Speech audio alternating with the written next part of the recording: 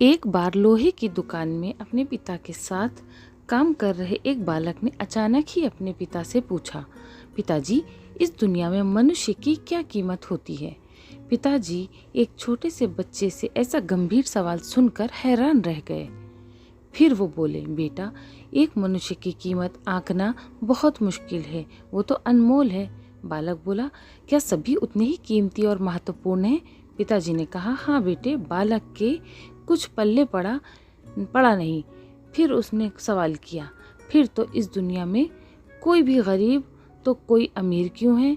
किसी की कम इज्जत तो किसी की ज़्यादा इज्जत क्यों होती है? सवाल सुनकर पिताजी कुछ देर तक शांत रहे और फिर बालक से स्टोर रूम में पड़ा एक लोहे का रॉड लाने को कहा। रॉड लाते ही पिताजी ने पूछा, इसकी क्या कीमत होगी? बालक ने कहा, लगभग 300 रुपये। पिताजी ने कहा, अगर मैं इसके बहुत से छोटे छोटे कील बना दूं तो इसकी क्या कीमत हो जाएगी?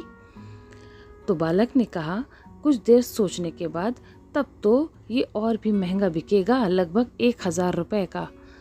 उसके बाद पिताजी ने फिर से पूछा, अगर मैं इस लोहे से घड़ी के बहुत सारे स्प्रिंग बना दूं तो?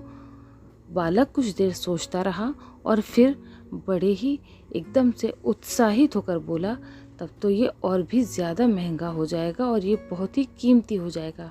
पिताजी ने उसे समझाते हुए बोला, ठीक इसी तरह मनुष्य की कीमत इसमें नहीं है कि वो अभी क्या है, बल्कि इसमें है कि वो अपने आप को क्या बना सकता है।